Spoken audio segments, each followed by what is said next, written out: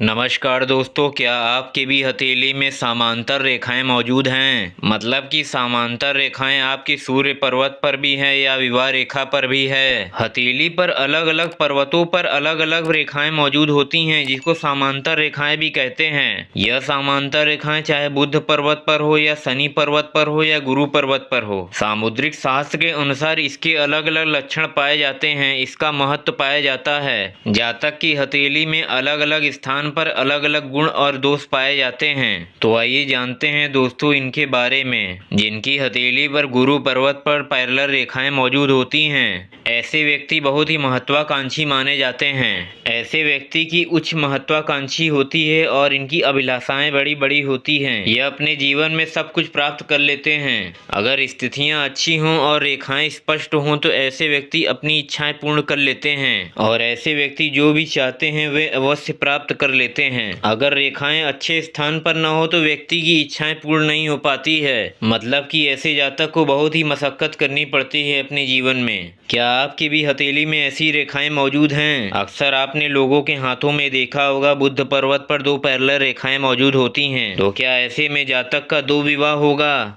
या जातक का प्रेम संबंध होगा या विवाह होगा एक से? अगर दोनों रेखाएं पैरेलल हैं और सेम मोटाई की हैं और एक रेखा बिल्कुल सेंटर पर है तो ऐसे में जातक का विवाह 25 वर्ष की उम्र तक हो जाता है। और वही अगर दूसरी रेखाएं मौजूद हैं तो ये 45 वर्ष के अराउंड होता है विवाह। अगर पुरुष हैं तो महिलाओं की तरफ आकर्षित होंगे, अगर महिलाएं हैं तो पुरुष की तरफ आकर्षित होंगे। उम्र के जिस पड़ाव में यह रेखा मौजूद है आपको यह बताता है कि यह आपका विवाह कराएगा। पहली रेखाएं आपका विवाह कराता है। यह रेखाएं साफ सुथरी हों, मोटी हों, बिल्कुल नकारात्मक रेखाएं न मौजूद हों इस पर। तो अगर यह रेखा मौजूद है तो आपका 25 वर्ष की उम्र में आपका विवाह हो जाएगा। मैंने आपको कई सारे वीडियो में यह बता रखा है कि अंकों का कैसे डिवीजन होता है। पुरुष का अंकों का डिवीजन 60 अंक तक होता है और महिलाओं का 50 अंक माना गया है। तो इसके कैलकुलेशन के अकॉर्डिंग व्यक्ति का 45 वर्ष की उम्र में आते आते किसी से अटैचमेंट हो जाएगा। मतलब पुरुष हो या स्त्री हो, उसका 45 वर्ष के आते आते उसका अटैचमेंट होगा। कई बार अगर आपका ग्रह नक्षत्र आपके अनुकूल है तो आपका दूसरा विवाह भी करा देता है। अर्थात यह दो पैरेलल रेखाएं आपका दो विवाह का संकेत बनाती ही बनाती है। परंतु यह जरूरी नहीं है कि दूसरी रेखाएं आपका विवाह करा ही दे। पहली रेखा आपका विवाह कराता है पर दूसरी रेखाएं आपका अट्रैक्शन की ओर ले जाता है या उस उम्र के पड़ाव में विपरीत लिंग के प्रति अट्रैक्शन होता है, या पुरुष हो या महिलाएं हों। वही अगर यह रेखा थोड़ा दूर पर मौजूद हो तो ऐसे में भी जातक 55 वर्ष की उम्र तक आते आते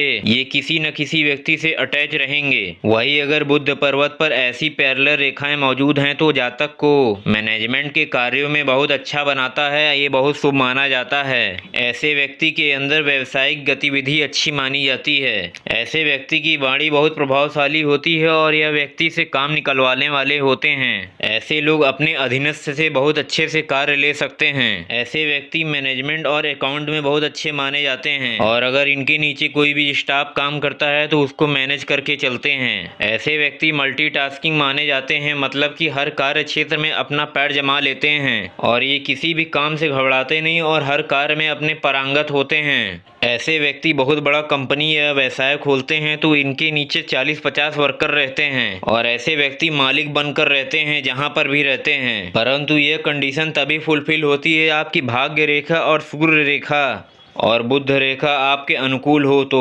परंतु केवल बुध रेखा पर ही पैरेलल रेखाएं मौजूद हैं तो ऐसा व्यक्ति दक्ष तो होता है, अपने कार्य में चतुर होता है। ऐसे व्यक्ति के पास नॉलेज होता है परंतु ये संघर्ष बहुत करता है, इससे ये पीछे रह जाता है। मतलब कि दक्षता होने के बावजूद भी इनको सफलता मिलने में बहुत दिक्कत होती है। तो दोस्तों आपको हमारा वीडियो कैसा लगा प्लीज़ लाइक करें, कमेंट करें और सब्सक्राइब करें। मिलते हैं नेक्स्ट वीडियो में। महादेव।